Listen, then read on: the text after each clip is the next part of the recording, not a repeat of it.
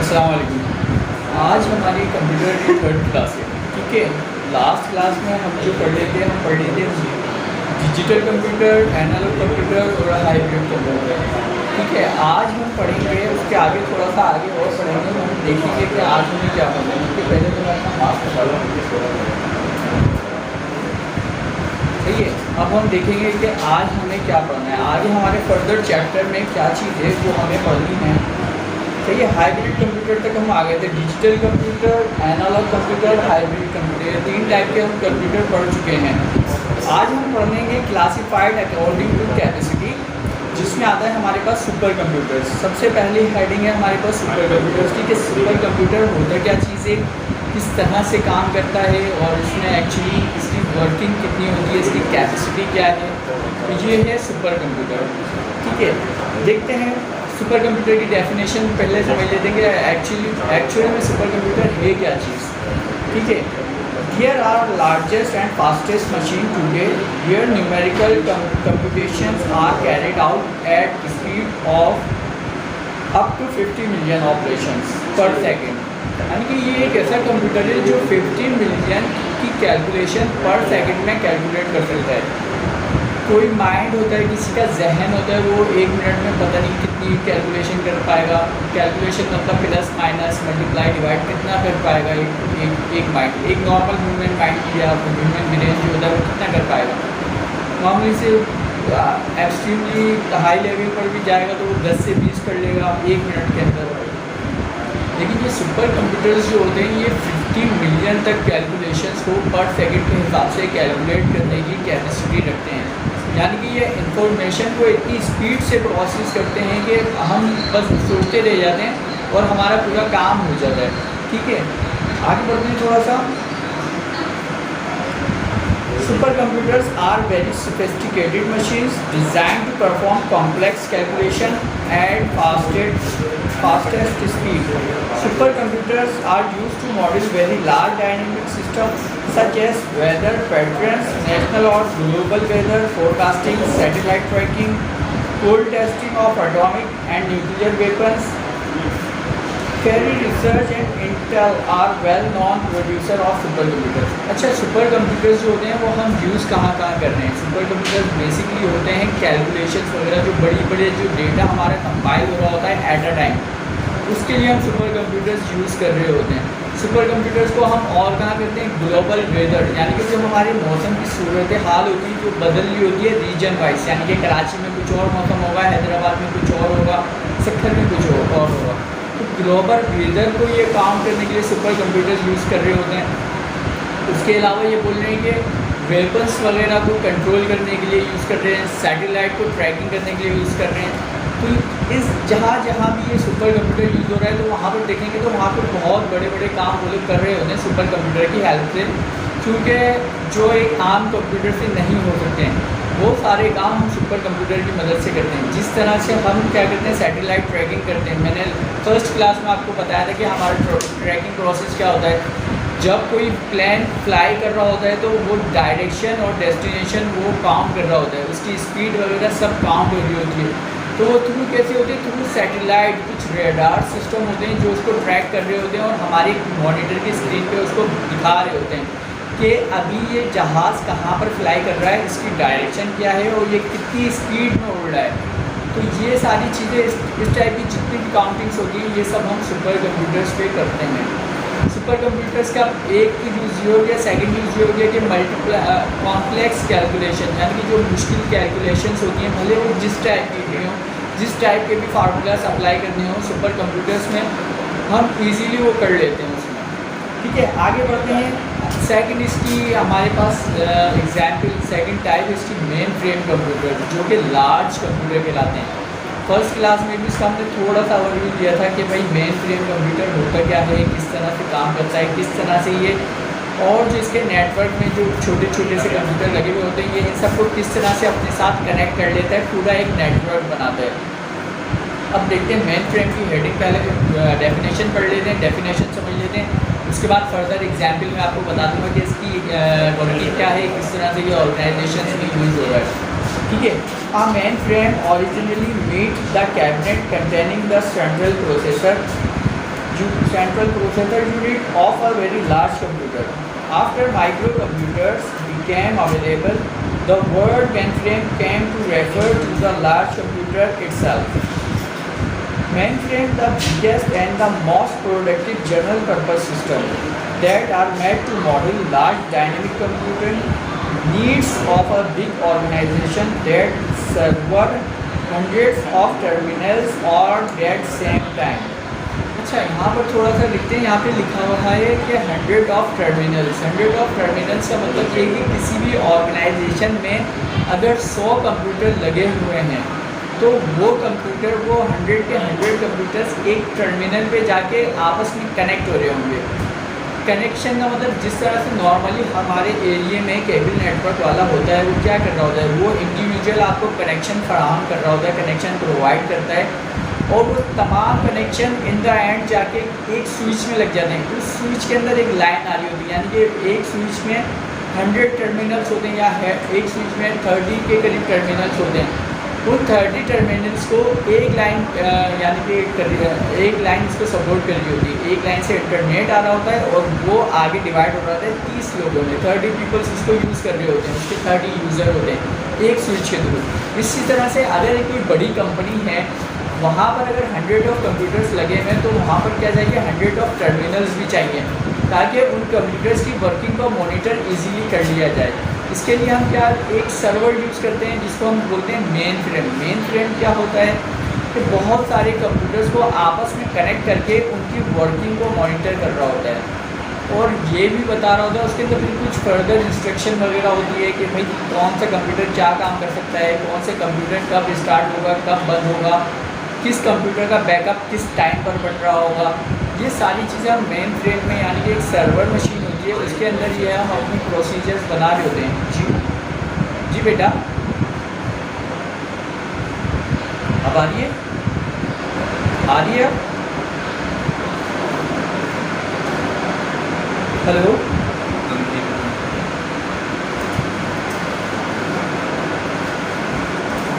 Further हम आगे बढ़ते हैं और देखते हैं और मेन फ्रेम में है क्या।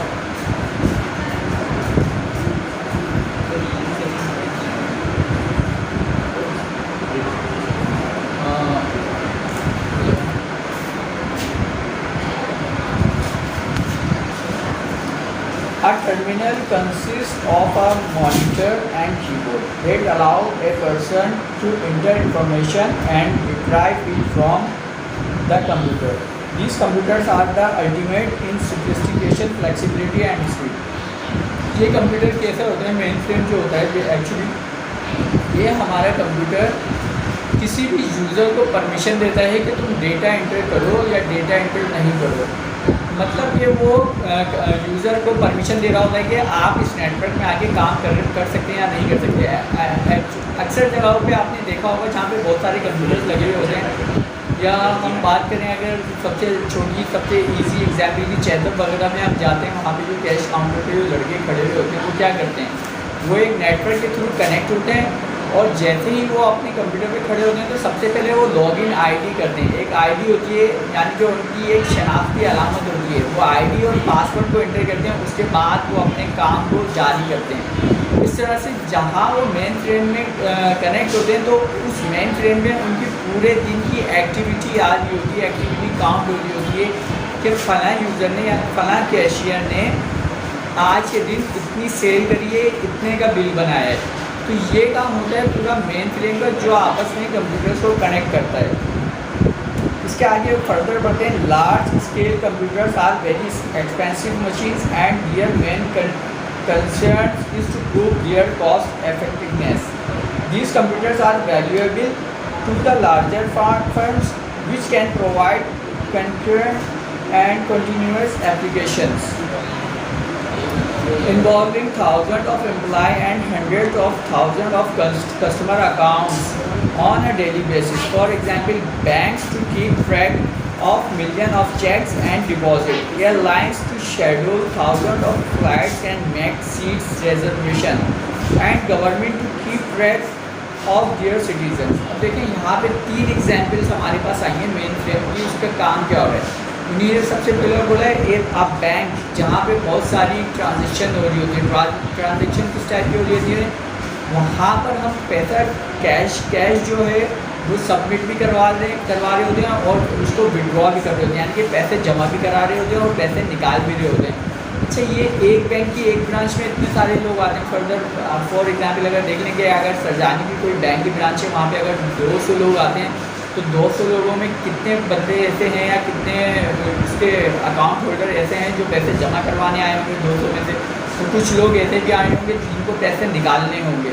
तो ये सारी प्रोसेस जो काउंट हो रहा होता है, ये सारा प्रोसेस जो चल रहा होता है, ये मेन फ्रेम के थ्रू चल रहा होता है, क्योंकि किस कंप्यूटर के ज़रिए पैसे निकले हैं और किस कंप्यूटर के ज़रिए पैसे जमा किए गए हैं, ये सारी इन्फॉर्मेशन, ये सारी डिटेल हमारे मेन फ्रेम में इंटर हो रही होती है। सेकंड, इन्हीं ने बोला कि PIA की फॉर एग्जाम्पल कोई एयरलाइन है, उसमें कितने लोग आज के दिन ट्रैवल करना चाह रहे हैं, उनकी सीट अरेंजमेंट किस तरह से होगी। ये सारा ऑनलाइन सिस्टम पे आप कभी देखेंगे ना कि PIA की साइट को आप विजिट करेंगे, अगर आपको कराची से लाहौर जाना है तो आप अगर चेक करेंगे और वहाँ पर देखेंगे कि सीट अवेलेबल है या नहीं है, तो ये एक उनका नेटवर्क होता है, जिस नेटवर्क को हम मेन फ्रेम बोलते हैं। उस मेन फ्रेम के थ्रू हमें पता लग जाता है कि फला फ्लाइट में जो अभी जो फ़्लाइट जाने वाली है, जो आज शाम को जाएगी, उसके अंदर कितनी सीट्स अवेलेबल हैं और वो सीट जहाज़ के किस हिस्से में वाक़ हैं, किस जगह पर सीट मिलेगी, जहाज़ के अगले हिस्से में, मिडिल सेक्शन में या in the end of plan. ये चीज़ें सारी ट्रैक हो रही होती हैं for the help of main frame. ठीक है, मेन फ्रेम यहाँ तक कंप्लीट हो रहा है। थोड़ा सा आगे हम और बढ़ते हैं, एक पॉइंट और बाकी है इसका, मिनी कंप्यूटर्स और माइक्रो कंप्यूटर्स। अब कंप्यूटर्स की यानी कि टाइप्स ऑफ कंप्यूटर में हम पढ़ते हैं मिनी कंप्यूटर्स और माइक्रो कंप्यूटर। ये मिनी कंप्यूटर और माइक्रो कंप्यूटर बेसिकली होता वही है, यानी कि जो अभी हमने सुपर कंप्यूटर पढ़ा है, सुपर कंप्यूटर ही होता है ये मिनी कंप्यूटर हमारा। लेकिन ये साइज़ भी थोड़ा छोटा हो जाता है, क्योंकि कहीं पर ये रखा नहीं जा सकता। अब जैसे बड़ी सी फैक्ट्री है, वहाँ पर अगर जगह ज़्यादा है तो वहाँ पे हम सुपर कंप्यूटर्स रख सकते हैं, यानी कि बड़े बड़े कंप्यूटर्स रख सकते हैं। अगर किसी के पास जगह कम है तो वो थोड़ा छोटे साइज़ के कंप्यूटर रख लेते हैं, जिसे हम मिनी कंप्यूटर्स बोलते हैं। नॉर्मली 2 टाइप्स की मशीन अवेलेबल होती हैं मार्केट्स में। एक होती है सर्वर मशीन जो साइज़ में थोड़ी बड़ी होती हैं, एक होती है डेस्कटॉप मशीन जो लेटी हुई होती है, यानी कि जैसे बुक लेनी भी होती है, इस टाइप की एक लेटी हुई मशीन जो होती है वो होती है डेस्कटॉप मशीन। और एक होती है टावर मशीन जो थोड़ी सी साइज़ में यानी कि सर्वर मशीन से थोड़ी छोटी होती है, उसको बोलते हैं टावर मशीन। टावर का मतलब ऐसे ही होता है कि सीधा खड़ा हुआ। तो इस टाइप की जो मशीन होती है वो टावर्स मशीन होती है। बेसिकली मार्केट में 2 टाइप की अवेलेबल होती हैं, एक टावर होती है, एक डेस्कटॉप होती है। तो मिनी कंप्यूटर और micro computer depend on size पर इसकी जो है ना कैपेसिटी सेम होती है। मिनी कंप्यूटर्स में क्या होता है मैं आपको बताऊँ, मिनी कंप्यूटर्स आर इंक्रीजिबली पावरफुल। ये कंप्यूटर होते पावरफुल हैं एंड डू ऑलमोस्ट एनीथिंग, और तमाम काम कर सकते हैं। डेट लार्ज कंप्यूटर्स डू, जो एक बड़ा कंप्यूटर करता है। क्या होता है, मिनी कंप्यूटर पावरफुल भी होते हैं और जो सारा काम एक लार्ज कंप्यूटर करता है, सुपर कंप्यूटर कर सकता है, वो काम ये मिनी कंप्यूटर्स भी कर सकते हैं। Only more slowly and eight much lower cost. तो यानी कि ये थोड़े से स्लो होते हैं और इनकी कॉस्ट कम होती है। कॉस्ट कम क्यों होती है, जब ये साइज़ भी छोटे होते हैं, जब कोई चीज़ हम खरीदने जाते हैं तो कोई बड़ी चीज़ होती है तो उसका कॉस्ट ज़्यादा होती है, वो ज़्यादा पैसों में मिलती है। जब उसका साइज़ कम हो जाता है, साइज़ छोटा हो जाता है, तो वो चीज़ सस्ती मिलती है हमें। तो ये बोलने के वो इंक्रीजिंगली कॉस्ट उसकी थोड़ी सी मिनिमम लो होती है। This make it ideal for small companies where capacity and speed of operation is not highly critical. जैसे मैं आपको सुबह बोल रहा हूँ, थोड़ी देर पहले बता रहा था कि ये जो है जगह को देखते हुए डिज़ाइन किए गए हैं मिनी कंप्यूटर्स। अब यहाँ पर भी ये यही बोल रहे हैं,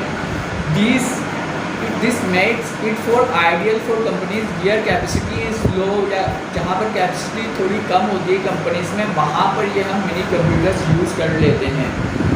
These computers are smaller than mainframe। ये कंप्यूटर जो होते हैं वो मेन फ्रेम से थोड़े छोटे होते हैं। And larger then micro computers, और माइक्रो कंप्यूटर से बड़े होते हैं। यहाँ पर मैं आपको एक चीज़ बताऊँ, देखिए सुपर कंप्यूटर एक अलग चीज़ है, मेन फ्रेम एक अलग चीज़ है।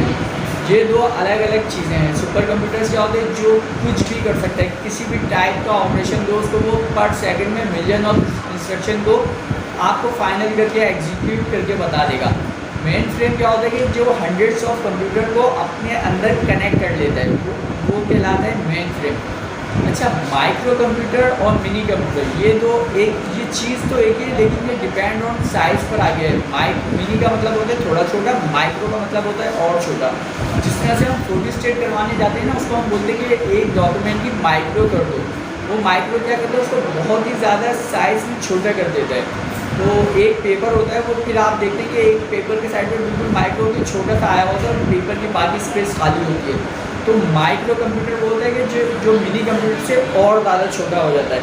जिस तरह से यहाँ पे मिनी कंप्यूटर्स की लास्ट जो डेफिनेशन, लास्ट लाइन उसमें लिखा हुआ है, mainframe and larger than computer in size, these computers are smaller than mainframe and larger than, यानी कि लार्जर देन का मतलब है बड़े हैं, larger than from microcomputer से बड़े हैं। ठीक है, ये हो गया आपका मिनी कंप्यूटर। अब हम आते हैं माइक्रो कंप्यूटर क्या चीज़ है। Microcomputers are computers that are powered by microprocessor, sometimes they are referred as single chip processor और सिस्टम ऑन अ चिप। अच्छा, ये क्या है, जो हमारा जो है माइक्रो कंप्यूटर, ये बेसिकली बनाया तो है माइक्रो प्रोसेसर ने। माइक्रो प्रोसेसर जो कहलाता है आपका कंप्यूटर का जो ब्रेन होता है ना, उसको हम बोलते हैं माइक्रो प्रोसेसर। उसको फर्दर माइक्रो प्रोसेसर एक बहुत बड़ा टॉपिक है कि एक्चुअली प्रोसेसर जो होता है आपका, माइक्रो प्रोसेसर जो होता है, उसके अंदर क्या क्या चीज़ें हैं, उसके अंदर किस टाइप्स के सर्किट्स हैं, जो ये तमाम इंस्ट्रक्शन को एट अ टाइम कंपाइल करके आपको रिजल्ट चला रहे होते हैं। किस तरह से वो माइक्रो प्रोसेसर पूरी मशीन को कंट्रोल कर रहा होता है। मशीन की कंट्रोलिंग से मुराद मेरी ये है, किस तरह से वो रैम को कैलकुलेट कर रहा है, किस तरह से डेटा हार्ड ड्राइव में सेव कर रहा है, किस तरह से डेटा हार्ड ड्राइव से लेकर आके आपको शो कर रहा होता है। यानी अगर आपको कोई भी फाइल, डिज़ायर फाइल आपको चाहिए और वो आपकी ई ड्राइव में रखी हुई कंप्यूटर की, तो माइक्रो प्रोसेसर किस तरह से जाएगा ई ड्राइव में और वो फाइल आपके सामने लेकर आ जाएगा। तो ये एक पूरा टॉपिक है माइक्रो प्रोसेसर का, जो एक अलग है। ठीक है, माइक्रो कंप्यूटर जो है बेसिकली वो बनाया तो है माइक्रो प्रोसेसर नहीं। उन्हें भी क्या करें कि पहले बड़े प्रोसेसर होते थे, फिर साइज़ में छोटे होते चले गए, और उन्होंने उस प्रोसेसर को, यानी कि उस प्रोसेसर के सर्किट्स को इतना मिनिमाइज़ कर दिया है कि वो माइक्रो हो गया, यानी कि बहुत छोटा टाइनी पार्टिकल्स हो गया। यानी कि अगर कोई प्रोसेसर इतना बड़ा होता था तो अब वो इतना बड़ा हो गया है, यानी कि क्या हो गया, वो थोड़ा माइक्रो कम हो गया है वो साइज़ में। Micro computers or personal computers are the smallest computer designed to be used individuals for writing, illustrating, budgeting, playing games and communicating without other computers. Micro computers की एक एग्जाम्पल ये भी हो सकती है कि जो हम अपने घर में कंप्यूटर यूज़ कर रहे होते हैं, वो कहलाते हैं माइक्रो कंप्यूटर, क्योंकि उसमें हम गेम भी खेल लेते हैं, उसमें हम इलस्ट्रेटिंग भी कर लेते हैं। इलस्ट्रेटिंग का मतलब ये होता है कि कोई भी डिज़ाइन बनाना, कोई भी वेक्टर को बनाना। इसमें हम बजटिंग भी कर लेते हैं। बजटिंग मतलब ये होता है कि टोटल खर्चा कितना काम कर सकते हैं, किसी भी किस्म की कैलकुलेशन कर सकते हैं, कुछ लिखना चाहें तो उसके ऊपर लिख सकते हैं, कोई डॉक्यूमेंट कंपोज करना चाहें वो डॉक्यूमेंट उसके ऊपर इजीली कंपोज कर सकते हैं। तो ये होता है हमारा मिनी कंप्यूटर। बेसिकली ये होते घरों में ही यूज़ है, क्योंकि घरों में टावर मशीन यूज़ होती है या डेस्कटॉप मशीन यूज़ कर रहे हैं। हम घरों में बहुत ज़्यादा बड़े बड़े कंप्यूटर तो यूज़ नहीं करते हैं, क्योंकि हमारा काम होते ही है। बेसिकली काम क्या होता है कि किसी ने आजकल जैसे ऑनलाइन क्लासेस चल रही हैं, अगर कोई मोबाइल की स्क्रीन पे नहीं देख सकता, उसको छोटी लगी है, तो वो अपने कंप्यूटर पे वाईफाई के थ्रू कनेक्ट हो जाए, कंप्यूटर पे थोड़ी बड़ी स्क्रीन उसको नज़र आएगी, या फर्दर लैपटॉप है अगर किसी के पास, तो वो लैपटॉप के ऊपर कनेक्ट हो जाए, वो वहाँ से देख सकता है, वहाँ से सुन सकता है, वहाँ से समझ सकता है। तो बेसिकली माइक्रो कंप्यूटर जो होते हैं ये एक्चुअल हम अपने घर में यूज़ कर रहे होते हैं। आपके गेम वगैरह खेलना है, कोई मूवी देखनी है, या कोई सॉन्ग्स वगैरह की बहुत बड़ी लिस्ट बनानी है आपको सॉन्ग्स के, अगर कोई शौकीन है तो वो यूज़ कर रहा है, कोई बजटिंग कर रहा है, कोई डॉक्यूमेंट्स कर रहा है। अब फर्दर हम देखते हैं कि प्रिंटिंग वाले जो होते हैं, जो शादी कार्ड्स वगैरह छाप रहे होते हैं, वो इलस्ट्रेशन पे काम कर रहे होते हैं। वो क्या कर रहे होते हैं, वो खूबसूरत राइटिंग्स में लिख रहे होते हैं और उसको डिज़ाइन कर रहे होते हैं कि कार्ड के ऊपर फूल कहाँ पर आएगा, डेट कहाँ पर आएगी, टैक्स की हेडिंग क्या होगी, टैक्स का साइज़ क्या होगा, ये सारी चीज़ें इलस्ट्रेशन कहलाती हैं। बजटिंग कहलाती है, मैंने आपको बताया कि आप किसी भी टाइप की कैलकुलेशन करना चाहें, अपने घर का सौदा सर की कैलकुलेशन करना चाहें, अपनी सैलरी को, यानी कि सैलरी को देखना चाहें कि आपकी सैलरी आई है, यूटिलिटी बिल क्या है, आपका ग्रोसरी आइटम्स कितने क्या हैं, आपके बैंक में कितना अमाउंट पड़ा हुआ है, ये सारी चीज़ें बजटिंग आप उसके थ्रू कर सकते हैं, म्यूज़िक सीख सकते हैं, गेम खेल सकते हैं। ये सारे काम आप mini computer, micro computer, super computer पर भी कर सकते हैं। ऐसा नहीं है कि आप नहीं कर सकते, लेकिन बस क्या है कि साइज़ में हम इसको मिनिमाइज़ करते गए, तो इसलिए इसकी कैटेगरीज बन गई हैं। ठीक है, थोड़ा सा आगे बढ़ते हैं, देखते हैं कि आजकल कंप्यूटर हर जगह पर यूज़ हो रहा है। तो हर जगह पर कंप्यूटर का इम्पैक्ट भी पड़ रहा है कि कंप्यूटर अगर घर में यूज़ हो रहा है तो घर में उसका क्या इम्पैक्ट है, अगर कंप्यूटर कहीं हॉस्पिटल में यूज़ हो रहा है तो हॉस्पिटल में कैसा इम्पैक्ट पड़ रहा है। इम्पैक्ट का मतलब होता है असरअंदाज होना, किस तरह से ये कंप्यूटर इम्पैक्ट कर रहा है। सेकंड ये कि अगर किसी गेमिंग जोन में कंप्यूटर्स लगे हुए तो वहाँ पर उसका इम्पैक्ट क्या है। फर्दर अगर किसी कॉलेज में, किसी स्कूल में लगा हुआ है तो उसका इम्पैक्ट क्या है। बेसिकली इम्पैक्ट ऑफ कंप्यूटर्स जो है ये आता है एग्ज़ाम में आपका ऐसे में, आपके शॉर्ट ऐसे जो आते हैं, शॉर्ट नोट्स जो आते हैं उसके अंदर आते हैं impact of computer in any organisation, impact of computer in जो सोसाइटी, यानी कि आप जहाँ रहते हैं वहाँ पर उसका इम्पैक्ट क्या पड़ रहा है। फर्दर इसकी थोड़ी सी आपके कैटेगरी है impact of computer in the internet society, यानी कि इंटरनेट का आपकी सोसाइटी में क्या इम्पैक्ट आ रहा है इसको देखते हैं। क्योंकि आजकल हर कोई जो है ना इंटरनेट यूज़ कर रहा है, जिसके पास देखो इंटरनेट है, अगर कोई लैपटॉप पे यूज़ कर रहा है। फर्दर पहले क्या होता था, पहले इंटरनेट जो यूज़ होता था वो ओनली कंप्यूटर्स पे यूज़ होता था। आजकल इतना एडवांस हो गया है कि हम कंप्यूटर मोबाइल पे यूज़ कर लेते हैं।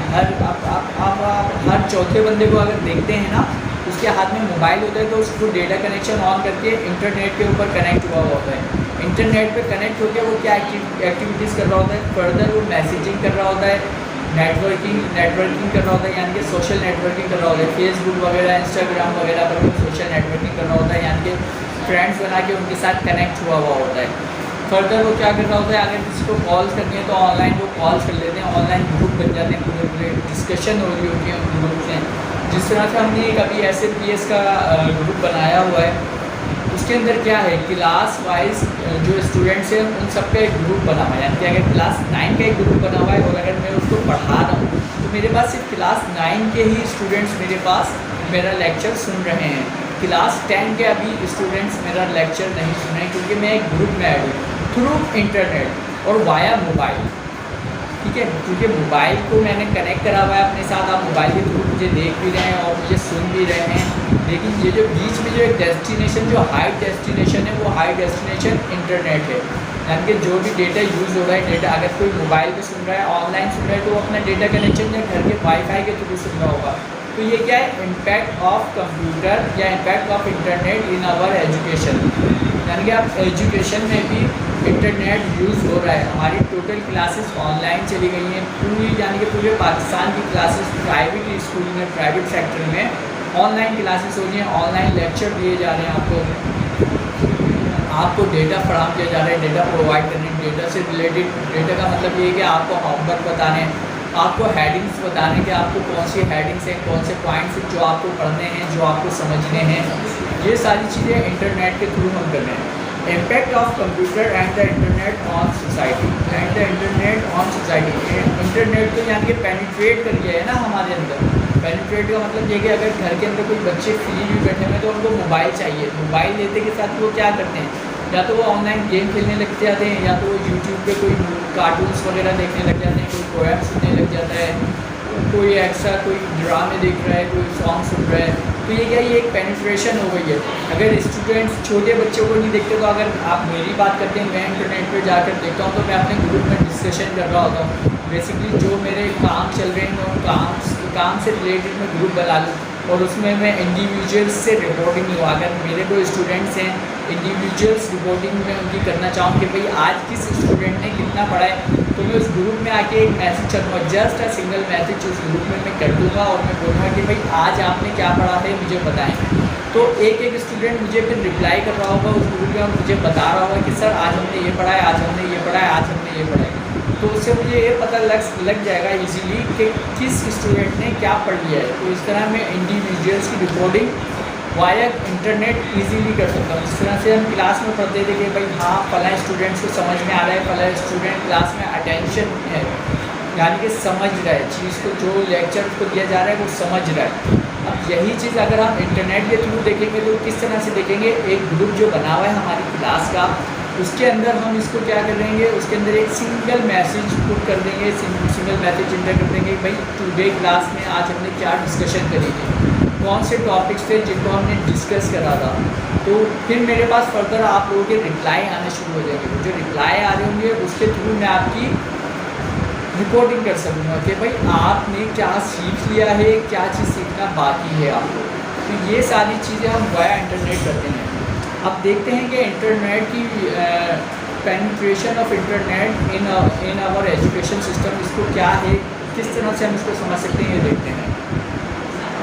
Today computers are constantly becoming a part of everyday life and have significantly influence of our lifestyles. Computers are used in everything from the home PC or laptop to appliances such as microwaves, oven, washing machines, entertainment devices such as VCR, DVDs, players, mobile phones, and even in our cars. It is almost impossible for many people to get through one day without having some form of interaction with computer. Not only have computer had a great impact on our family life, but also on education and the workplace too. Computers have changed the way tasks are done. देखिए, जिस तरह से मैं आपको समझा रहा था ना कि कंप्यूटर्स हर जगह पर यूज़ हो रहा है, आपके घर में यूज़ हो रहा है, आपकी एजुकेशन में यूज़ हो रहा है, आप मोबाइल के थ्रू उसको यूज़ कर रहे हैं, आप मोबाइल के थ्रू से अपना काम कर रहे हैं, अपने लोग से बातचीत कर रहे हैं। इवन के इसमें लिखा हुआ है कि अब जो आपकी लेटेस्ट जो कार्स के मॉडल्स हैं उसके अंदर भी ये यूज़ हो रहे हैं। माइक्रोवेव्स ओवन्स जो आ रहे हैं, माइक्रोवेव्स जो आ रहे हैं, आजकल जो आपके स्प्लिट्स तक आ रहे हैं उसके अंदर भी इंटरनेट की फैसिलिटी दी गई है कि भाई अगर आप आउट ऑफ होम हैं तो वाईफाई डेटा कनेक्शन के थ्रू आप उस स्प्लिट को ऑफ कर दो। आपकी कार में इंटरनेट वाईफाई सिस्टम मौजूद है, यानी कि कार में आपकी जो डैशबोर्ड होता है उसके ऊपर स्क्रीन होती है, उसके अंदर आप इंटरनेट यूज़ कर सकते हैं थ्रू अपने मोबाइल के थ्रू, या कोई अगर आपके पास डिवाइस है ईगो चार्जी वगैरह है, विंगल की USB होती है। विंगल वो चीज़ होती है यानी कि हमारे पास USB पे इंटरनेट जो चल जाता है वो कहलाती है विंगल डिवाइस। वो आप अपनी कार के डैशबोर्ड में इंसर्ट करते हैं तो आपकी कार में जो है वाईफाई कनेक्शन आ जाते हैं और कार में इंटरनेट चलने लग जाता है। तो ये सारी चीज़ें आजकल मॉडर्न हो गई हैं, मॉडरेट क्लाइमेट की वजह से, यानी कि मॉडरेशन बोल सकते हैं आप इसको। हर चीज़ मॉडरेशन हो रही है, हर चीज़ अपने अंदर जिद्दत, इनोवेशन अपने अंदर लेकर आ रही है हर चीज़। तो ये चीज़ है impact of our society. Education में देखते हैं आगे एक हेडिंग है छोटी सी, एजुकेशन में देखते हैं the use of computer for educational purpose has been highly beneficial for the students and teacher as well। वही बात है कि स्टूडेंट्स और टीचर के लिए बहुत ही ज़्यादा बेनिफिशियल है। बेनिफिट्स का मतलब ये है कि बहुत ज़्यादा ज़रूरी हो गई है और बहुत ज़्यादा कारआमद साबित होती है स्टूडेंट्स के लिए। आजकल स्टूडेंट्स नहीं आ रहे हैं स्कूल में तो वो वाया क्या जूम पे कि ऑनलाइन क्लासेस ले रहे हैं, ऑनलाइन जितना भी मतलब जहाँ भी ऑनलाइन आता है वो इंटरनेट होता है। जी हेलो, सही है। तो एजुकेशन के टॉपिक को हम नेक्स्ट क्लास में इसको फर्दर कंटिन्यू करेंगे। आगे आप लोगों को पढ़ना है चैप्टर पेज नंबर 19 पर है इंटरनेट, और उसके बाद है इंट्रोडक्शन प्रोग्रामिंग लैंग्वेजेस। तो इसके अंदर हम देखेंगे आगे के लैंग्वेजेस किस टाइप की हैं, कंपाइलर क्या है, इंटरप्रेटर क्या है, असेंबली लैंग्वेज क्या है, मशीन लैंग्वेज क्या है, ये सारी लैंग्वेजेस हम फर्दर क्लास में डिस्कस करेंगे। आज तक की क्लास में अगर आप लोगों को कोई सवाल है, कोई क्वेश्चन मुझसे करना चाहें तो मुझसे पूछ लें, कोई चीज़ समझ में नहीं आई है वो भी मुझसे पूछ सकते हैं आप।